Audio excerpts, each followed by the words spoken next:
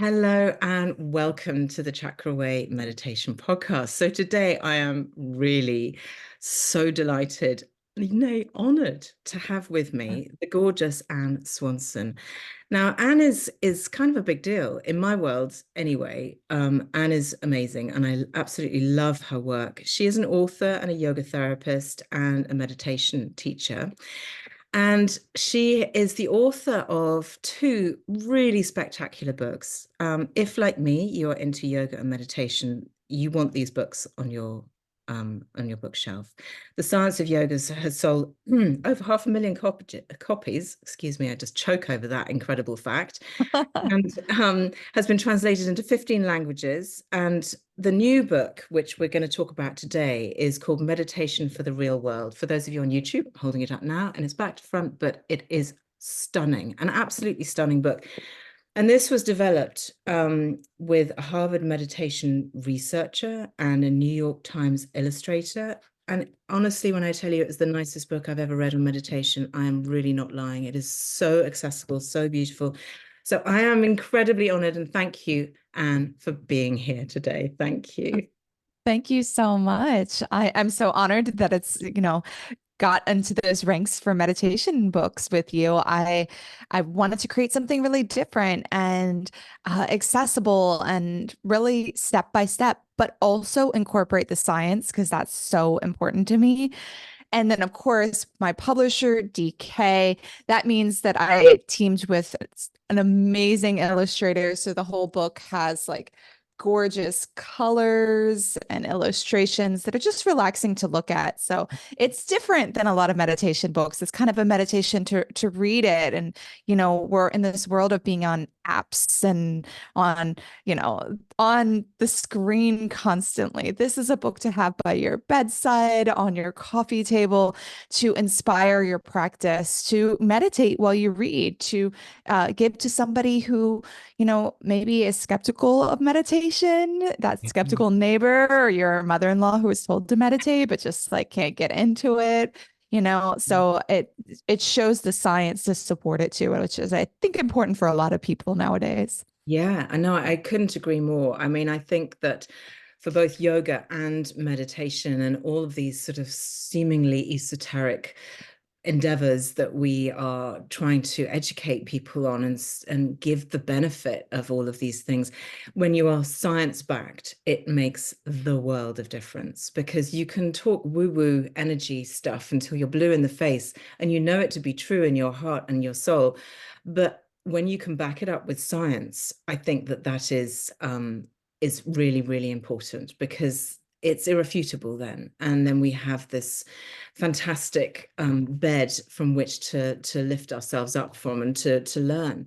But this book is so beautiful. I mean, it's a real sort of dip in book. You can literally just open it at any page and find a beautiful thing. Like I've just opened it up and it's come to the loving kindness, the meta meditation, which is one of my absolute favorites. And those people who listen to me regularly will know that it's one that you just keep coming back to. But tell me a little bit about your journey, Anne, because you didn't get to be this incredible woman of science and yoga and meditation just overnight. So tell me a little bit about how this all came about for you. That's very true. It was not overnight. It was decades in the making because I came to these practices for my own health and healing. I dealt with chronic pain since I was a teenager and debilitating anxiety. I mean, social anxiety, anxiety to the point of passing out at the most inopportune times, really, type A recovering perfectionist type person.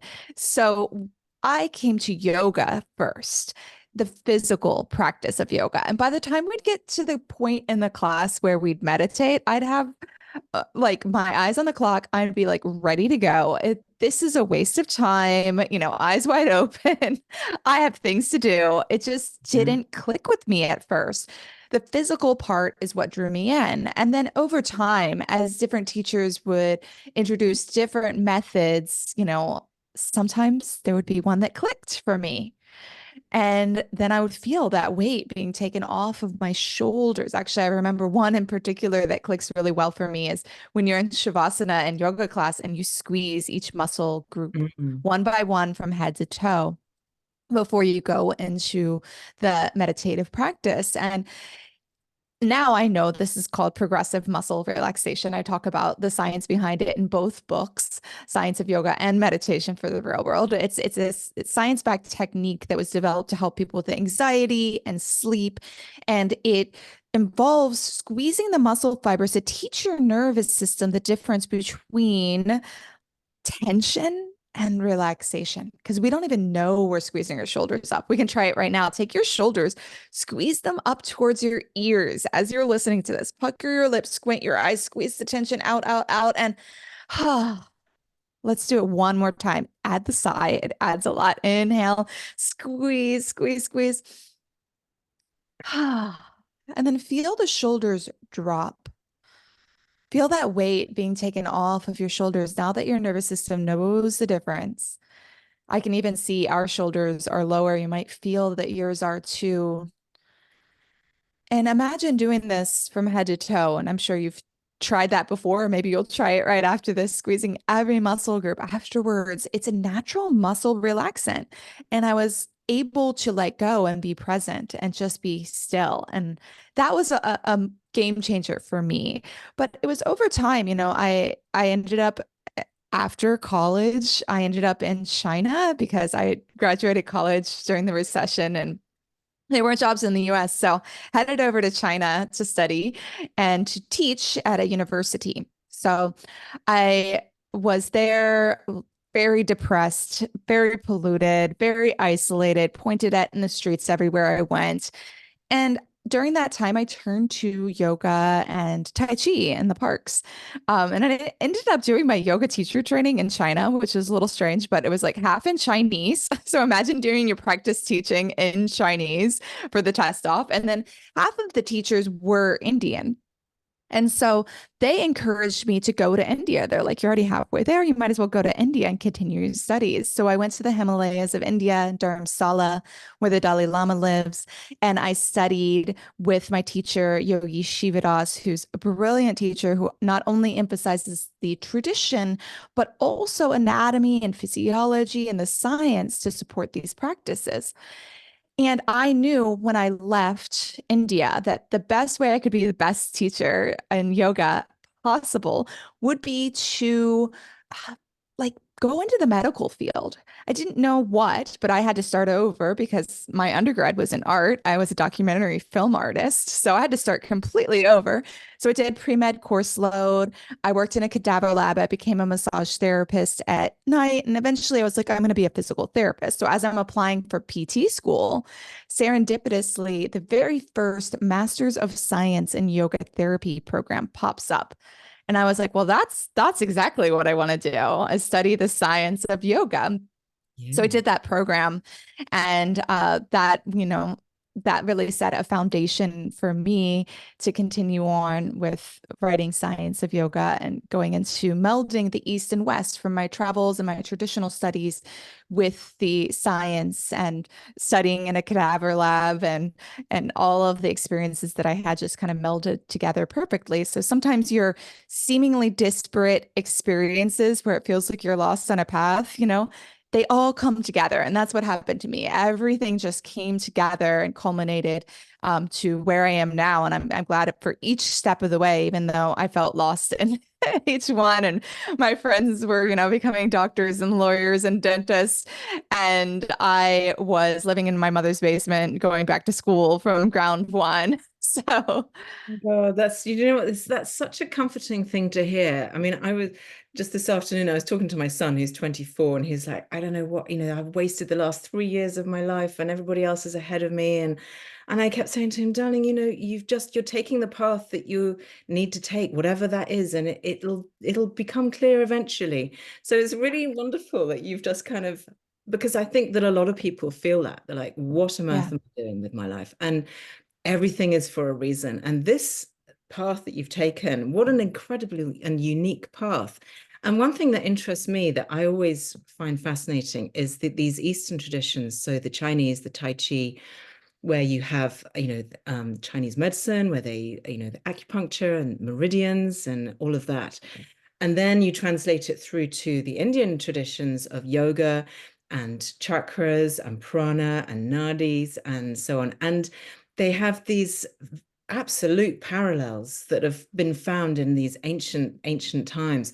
So how did you find that meld together of that Chinese and the Indian? That must have been so fascinating. Yeah. And the West. I mean, of course, we can't dissect and find nadis and chakras, but there are parallels and key energy centers we have in our body where it makes sense that, before the time of dissecting and understanding the systems of the body and cells and bacteria and all the things we understand now, the way ancient people explored was valid too, which was through experience and passing on that knowledge. So imagine generations of paying attention to the body, feeling the body fully. There's this pose in Tai Chi called Wu Ji. It's kind of like mountain pose in yoga. You're like, except you're more sunken down. You bend your knees. And the ancient tradition, the wisdom is that it took thousands of years for people to pass down the knowledge of how to stand properly for the chi or prana in yoga to flow properly. And this simple pose looks very similar to mountain pose. It was the answer, but it it makes a lot of sense, that they were diving into the body through experience, and experiential evidence is valid too.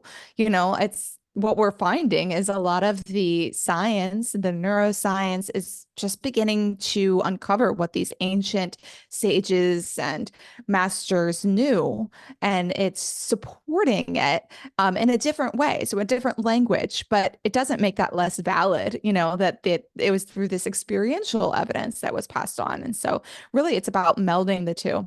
Yeah, no, I love that because I think a lot of people go to a yoga class because they know it makes them feel good, or they meditate because they know that keeps them sane, or whatever they know, whatever reason you do your practice.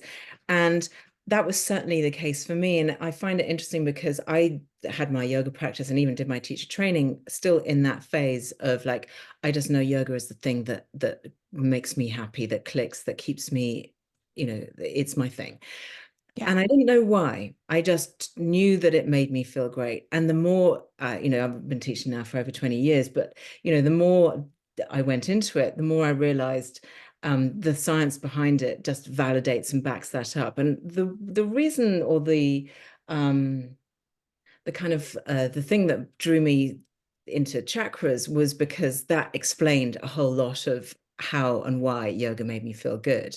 Mm. Because there is this map of the chakras, but also because it corresponds physically to the endocrine system, to your all of your hormones, to your nerve plexuses, to your organs, to your muscles, to your bones. Actually, finds a relation in a kind of a scientific way, not fully scientific, but it is.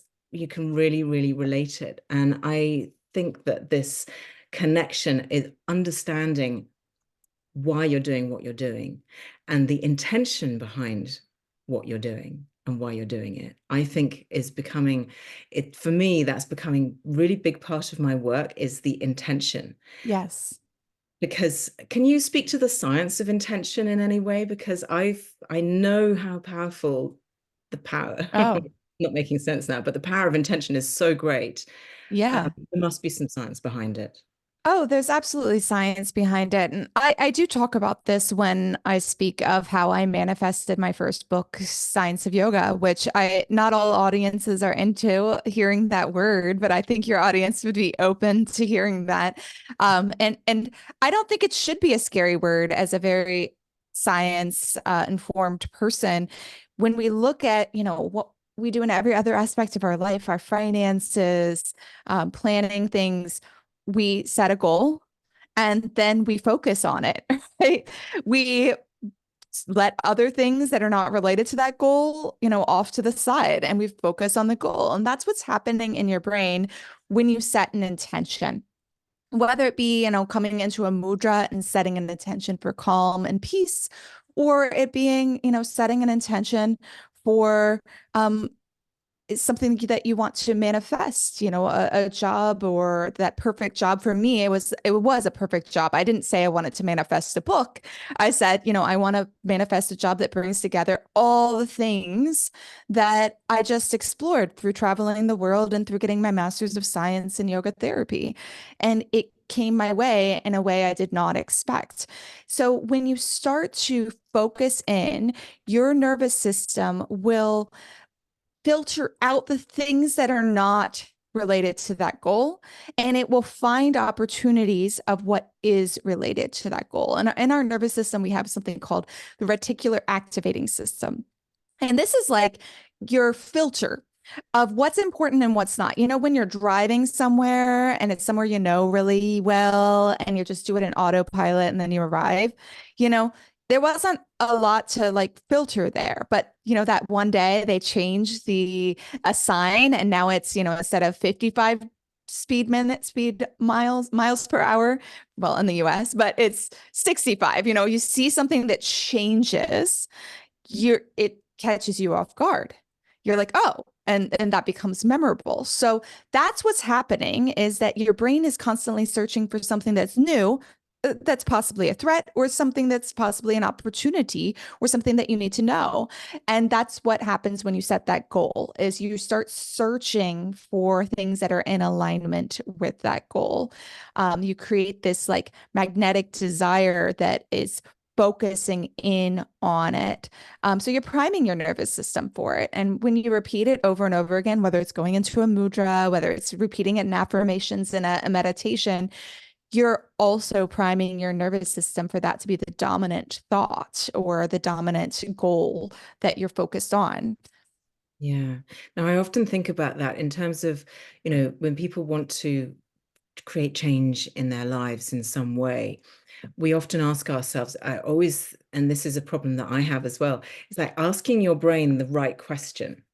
Because if Mm, you ask your question, I always think the brain is just like a big problem-solving machine. And if you ask it, "Well, why isn't this working? Or why am I unhappy?" It'll give you 1,000 excuses and reasons why. But if you ask the mhm. right questions like, how could I do this? Or what if that? Then it'll come up with 1,000 reasons why it will work, or what if, how it would feel if you did manage to succeed in that sort of things. And Yeah. asking the right question of the brain is always a really big one for me. I find Well, that. we have a negativity bias for a reason. Our brain is constantly seeking threats, scanning the environment, what could possibly hurt us. And nowadays, we're not going to be eaten by a saber-toothed tiger. So we are looking for threats of like, oh, that email, maybe somebody's mad at me, that text message, maybe somebody is, not inviting me to something and I'm being left out of that social circle. So the threats are not often, for many of us, life-threatening, as it used to be, but there are still threats, and your brain is still developed to do that. There's specific structures in your brain, like one we know of is the amygdala, the fear center of the brain, that is really activated and heightened when we are seeking threats. Another one that is less spoken of is called the habenula, which is a structure related to decision making. And for many of us, it focuses on the negative because you need to know what could possibly go wrong. And then we make our decisions based off of that fear. But you don't have to. You can override that because guess what? You are most likely safe. If you are safe and you can take a safe risk, then you have to kind of override it. So, one thing I like to ask as a good question is, what if it all works out? Our Mm. constant question to ourselves is, what if, what if, what if it doesn't work out? What if this happens? What if I lose that? What if it all works out? And then your brain starts to imagine that and all the possibilities and expanding in the possibilities. So, finding some key questions you can use as kind of an affirmation to replace them could be really helpful. Yeah. Yeah, no, I love that. And you're absolutely right.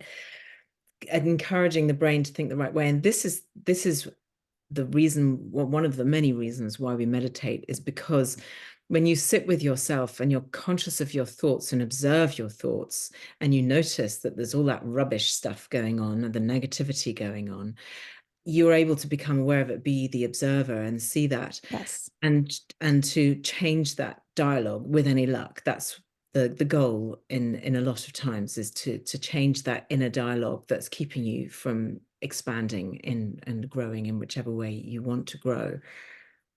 To change it through observation, not necessarily through any specific step. It naturally changes on its own, and that's the magic of it. It doesn't have to be like hypnosis. It's just going to naturally happen. Um, and yeah, so observing your thoughts is a key part of it. People think that meditation is stopping your thoughts, which, of course we know it's not. I like to think of it as stopping believing your thoughts. Stop Mhm. believing those negative thoughts that are, unnecessarily overriding things because you are safe. When you're safe, you can take those safe risks. Yeah. Is there a science of awareness? Because awareness is another big word that I use a lot in Mm. terms of, like, as soon as you're aware of your third eye chakra, for example, you're going to feel more into your intuition and everything that is held there. Is there the science? Speak to me a little bit, if you can, about the science of what awareness actually does within the body. It's interesting because I think of awareness as like broader and then focus as more narrow in. Okay. And I think it depends on your semantics of it. But what you just described is that focus. So focus on your third eye chakra, for Yeah. example, Yeah. which is a great example because guess what? Where the area of your brain that has to do with focus is right around the third eye chakra. It's the prefrontal cortex, which has to do with decision making, planning for the future, emotional regulation. And the thing about meditation and yoga also is it builds connectivity in that area. Now, there's critical areas of your brain that tend to degrade with age, and that being one of them, the prefrontal cortex, areas related to memory, the hippocampus, areas related to stress then become and fear become more overactive as we age, as well as if we deal with trauma, anxiety, depression. So those things exacerbate, but basically that natural degradation that happens in the brain with age in those critical areas. So the great thing is that meditation has been shown to counter that specifically in those critical areas, is that we rebuild connectivity in the areas related to focus and memory. We build up brain tissue, gray matter, so that it is stronger, so that we have more emotional regulation, better options, so that we can have more discipline. So have less brain fog. I think that's a big thing that comes up for many of us, especially if you Yeah. deal with chronic pain or trauma, that we feel like memory issues and brain fog. So meditation is an anecdote for those things as far as structurally in the brain. And then we all know, intuitively that it helps. Like we've Yeah. experienced it if you've practiced and you've heard that it helps with mental health. And we see that in the research too, that meditation is really helpful for mental health. That's probably one of the biggest areas next to cardiovascular health where we see benefits. Mm. And one of the things in your book that I absolutely love, it's like literally almost the first page, it's page Mm, 16, just after introduction, is the yes, different types of meditation techniques. I'll hold it up. You can hold it up. yes. It'll be the right way around, and mine won't be. Oh, Because no, that looks good. you're more tech savvy than I am. But here we are with, gosh, 17 different types of meditation, At ranging least there's so from many. so I many. cover 83 different meditations in this book where you're given the step by steps. And I always say to people, if you've tried to meditate and you feel like, oh, I can't stick with it, it didn't work for me, I felt more anxious, you're not bad at meditating. You were just doing the wrong technique for you or Exactly. for that situation, which is what this book is all about. It's a handbook for specific situations, right? I wouldn't give you the same meditation for anxiety as I would depression, or for grieving the loss of a loved one as for when you're about to walk on stage and you're feeling really nervous and you need to focus, right? Those are all different meditations. So as a yoga therapist, I looked at all these different techniques and at the research and I figured what would be helpful for when you're doom scrolling and you're overwhelmed, there's a meditation for that. Like, what would be the meditation technique that we could implement there? So I think sometimes people are using the wrong technique for the wrong situation, Yeah. and that's sometimes why it's not working for them. Yeah. And I think that's, I think that's why my podcast and my meditations are popular because I kind of give everybody a little bit of everything and Tasting. all Yeah, different types, from chakra meditations, mantra, breathing, body awareness, body scan, loving kindness, mudras, sound. You've got a yoga nidra, one of my favorite things. I love a yoga nidra. me There are too. so many. So if you are, from when you were just talking about this brain fog and this Hmm. and the actually like really reconnecting the neural pathways in your brain so that you're feeling Yeah. on top form, what would your type of meditation would you recommend for that? Well, actually, I feel like a lot would help with that. I think that one that I recommend to beginners quite often is the first in my meditation challenge, which, by the way, if your listeners go to meditationfortherealworld.com, not only can they find out about the book and where to buy it worldwide, but also how to get into the free meditation challenge, which is 5 days, less than 10 minutes a day of science-backed practices with music that has been engineered to optimize your brain waves. We could talk about the science of that too. So that's at meditationfortherealworld.com. So the first meditation in that series, I think, is helpful for that situation and just focusing in general is we are always told, okay, just be mindful. That's the solution. Just be mindful all the time. How realistic is that? I think people are kind of getting sick of that advice as it's become trite. It's become so mainstream and corporate, be mindful, be mindful. We need to have specific techniques and like a reset button to become mindful when we notice we're out of it, right? That's what these meditations are. Even you could do a 1 minute meditation for that specifically. I do this one, we can do it right now as a 1 minute meditation. Okay. So the 10-minute version's in the challenge, but right now we'll do a 1 minute meditation. It's just the simple five senses meditation. And right now, notice what you see. Your eyes are wide open. I recommend look out a window if you can, or look in the distance. If you're in a space in your house where you can look kind of far away, let your eyesight expand.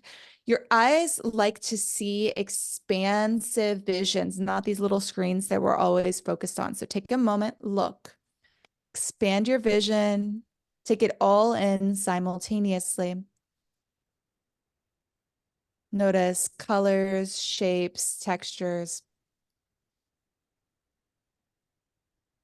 And optionally, you can close your eyes. You may still see colors, shapes, textures, and bring your awareness to what you hear. Hearing my voice, but also hearing sounds far away in the distance. Sounds up close in the space you're in. Maybe even sounds of your own breath, heart, whatever you can sense. Listen to all the sounds simultaneously.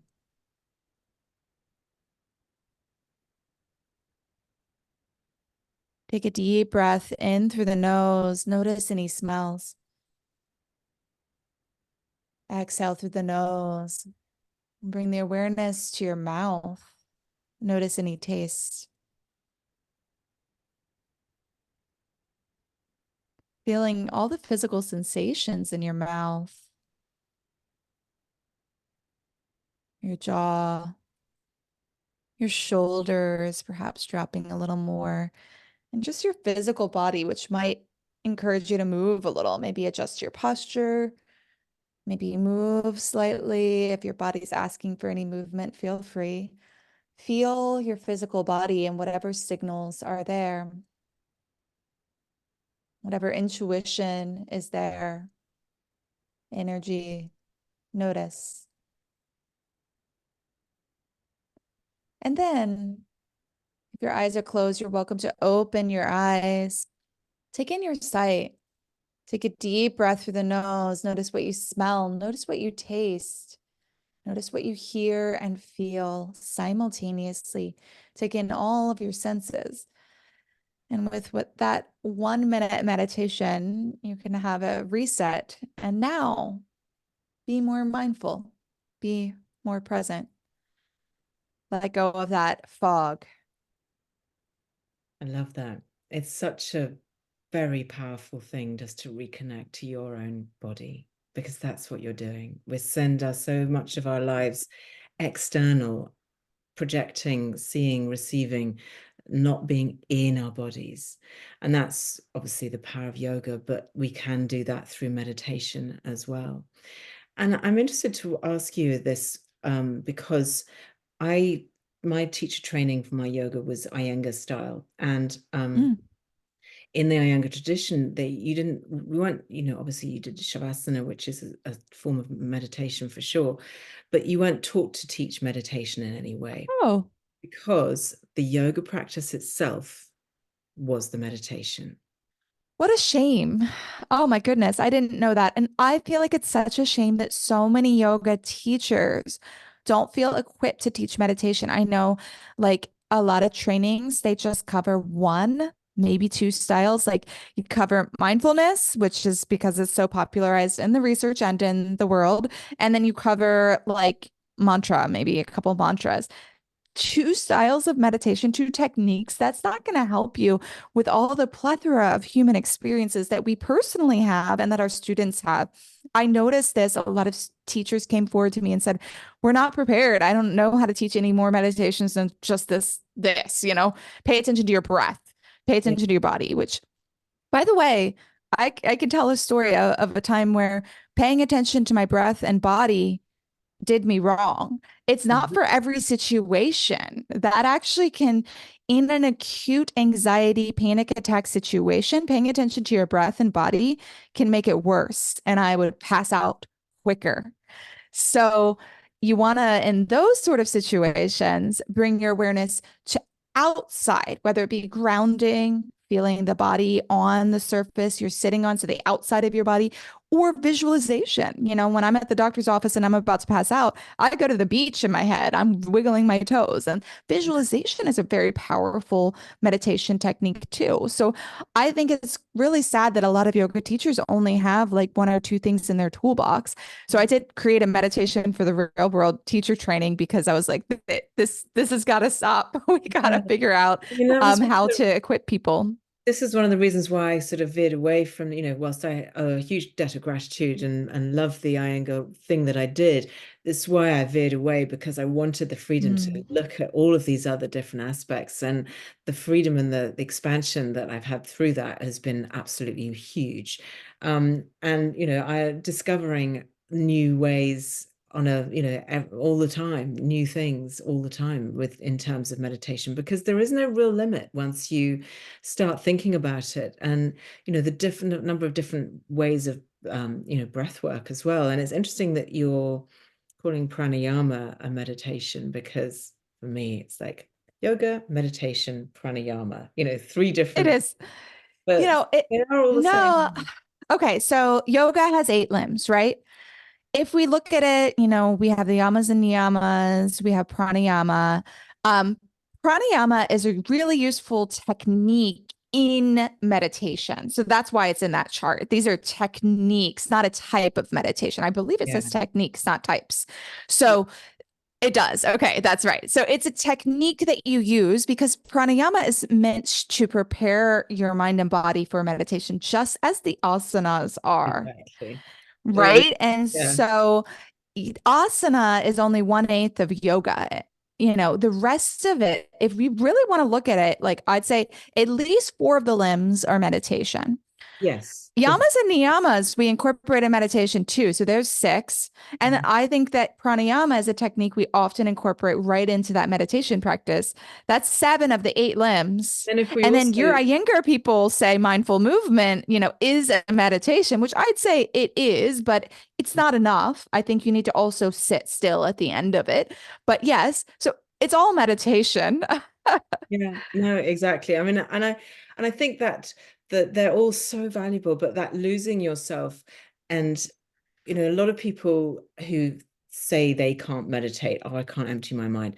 And always ask them, so what do you do when you lose track? What is the thing that you're doing when you can lose track of time, when you have no idea, what the time is, or you're just completely absorbed in that thing? What is it? And it can be anything from, I don't know, golf or fishing or Painting, guitar. Yeah.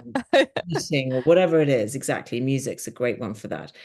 And I'm like, well, that is meditation, when your mind has just gone into this single focused point of just being in this present moment. And I think for me, asana practice, the shorthand week yoga practice does that, because you are nowhere else but on the mat thinking about the pose that you're doing. And I think so that was my entryway into Yes. meditation, if you Me like. too. Me too. I could not have sat still in the beginning. So I needed it too, for sure. And mindful movement practices are so powerful, from Tai Chi Qigong or just going to the gym and being mindful as you're moving at the gym. It doesn't have to be, yoga, whether it's, your run. That could be Yeah. your mindful movement. Swimming is a mindful movement practice for me too. And then from there, you go into this state. It's flow state, and meditation is a type of flow state, right? That moment of being like immersed in your meditation, you're in flow state, just like you described in whatever that activity may be. And so that's what psychologists describe as that complete immersion in that activity. And so meditation is a type of flow state, and it preps you for those flow states. So if you want to be better at your sport, at your whatever that thing is, playing guitar, meditating before could be really great, because you're going to be able to get into flow state quicker and stay there longer. Yeah, yeah, you're so right. So the other thing that you mentioned that I want to just veer back to was music, because when Mm-hmm. I do my meditations, I don't have background music, because I feel like music is so personal, and so, just choose the wrong kind of music and somebody's just, there's got four Yes. people just going, no, that really jars me up. It. So I tend to record my meditations that I put out on the podcast with no music. But you saying that you've got music that's engineered specifically. Now, this is another thing that I love, because the solfeggio frequencies and the resonance Yes. and all of this kind of thing really speaks to the work that I do with the chakras as well, because you can like tune in, find the frequency Yes. of the heart chakra, or what have you, and that's really beneficial. But is that the same way in which you use music? Tell me how you've developed this Yes. your meditation. So specific frequencies have been shown to change uh, the brain waves, so the frequencies in your brain. And some of it has more evidence than others. Like, we definitely don't have research to show this opens your heart chakra. How could we, Come on, let's right? get Like, the science of it. Yes. we don't, but we can see that specific frequencies help people focus more, memory consolidation. We can see that they help them sleep better. We can also see that nature sounds, and I have a whole section in the book that dives into this. I believe it's toward the end of the book, about the sign. Oh, I just opened to it. Tune into sound. I knew I was going to do that. That was perfect. So tune into sound section of the book talks just about that. Not only listening to the specific frequencies, but chanting has great benefits for our health, and the science behind that. We have white noise, which we've all heard of, like a white noise machine or the sound of a fan whirling. We have pink noise, like the sound of rainfall. That is so beneficial for your brain. Turns out it helps you improve your memory and focus. And then, even more so, the brown noise is my favorite. That is like a waterfall or like intense waves. I live by the ocean, so hearing the sound of like the waves really intensely. And so not only are they blocking out noise, but we see that they have these great benefits for our focus, memory, sleep, are three of the biggest things that come up. A relaxation, the sound of thunder. Now, everybody's going to be a little different, right? Like, I used to be like you, no music, none, because I've had somebody complain they didn't like piano. So I stopped playing that song, and, it just became too much. But then I started looking into the science of it, and especially diving into it for researching in this book, Meditation for the Real World. And the research is fascinating. The scientists actually call these digital drugs. That's how powerful they are. They have effects on your neurochemistry, your brain waves, as I mentioned, your mood, your sleep. There are profound effects from listening to specific sounds. And so I worked with my sound engineer who has two master's degrees in music, and we put together, specific sounds, and incorporating the nature sounds because your brain actually doesn't know the difference between being in nature and hearing nature. Like it tricks your brain to think you're, lying and hearing the sound of rainfall and that relaxing feeling or whatever it may be. So we incorporated those. And then there's other techniques too, like binaural beats where you have to wear headphones because it goes back and forth between the different headphones. So we specifically make sure that it does that. And what that does is it kind of moves your eyes side to side and it moves the activity in your brain back and forth between the hemispheres. And when we move our eyes side to side, I talk about this actually in the walking meditation section of the book too. When we move our eyes side to side, it helps us to scan the environment, which, is our brain likes to do. Like when we go for a walk in the woods, you're moving your eyes side to side just naturally. It turns down activity in the amygdala, that fear center I mentioned earlier. So there's these benefits. It's like we see this in therapy sessions, the EMDR, your therapist moves their fingers side to side and you follow it. Also, I've It's heard that that Mhm. movement of the eyes is a stimulation for the vagus nerve, which goes deeper. Is that correct? Because that's something that I I don't know that. I've never heard that. okay. Yeah. But I can imagine that being true. I speak about the vagus nerve quite a bit in the book and the other ways. Sound, so chanting is going to help with using the vagus nerve and the specific part of the vagus nerve related to that calm and safety and ease, that ventral vagus complex. So when you chant with others, even when you sing happy birthday in a group, doesn't that feel good? Well, you're doing it with other people, which is great. Great for you socially. That's good for your brain, and you have that co-regulation aspect, but you're also vibrating in the back of your throat and you're elongating your exhales, both of which we know have great benefit for your health, cardiovascular health, your respiratory health, your nervous system health. So singing, chanting, these things that throughout history, throughout different cultures, they use chanting. It wasn't just, in yoga and Buddhist. It's also, you go to church, you do hymns. It goes throughout religions, throughout cultures, Native Americans, natives in all different places in the world were using the sounds to prepare them for ceremonies.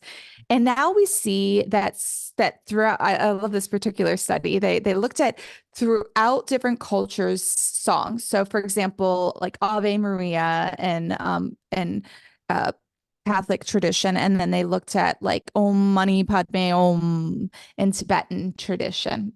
Mm. And they found correlations and patterns between all of these sacred songs. And one of them is that it brings you to about 5 breaths per minute, 5 to 6 breaths per minute, like 5.5, 5 to 6, depending. And just naturally, when you sing it, even when you listen to it, it starts to put you in that rhythm, which some call the perfect breath. And I actually I dropped a meditation album where we incorporate all of these songs and we incorporate a song that puts you in that rhythm. You just breathe with the song. It's called coherent breathing in the research. When you go into that perfect state of coherence and ease, about 5.5 seconds inhale, 5.5 seconds exhale, like you can count to five, but a little longer. And that has been shown to be really helpful for people getting to feel more calm and at ease. That's extraordinary. I love that. I think that's so fascinating. The power of sound is um yeah, the vibration of it, the actual resonance of the flow of the energy through your body is what I really enjoy the idea of. I mean, it's an interesting one, isn't it? Because we all enjoy music, but is it the yeah, it's how we receive it that, or how we perceive that we receive it, I'm finding interesting. Because, for example, like my husband, when he's working, I go up to his office and he's listening to like thunder, a mad thunderstorm and rain. And I'm like, Oh yeah.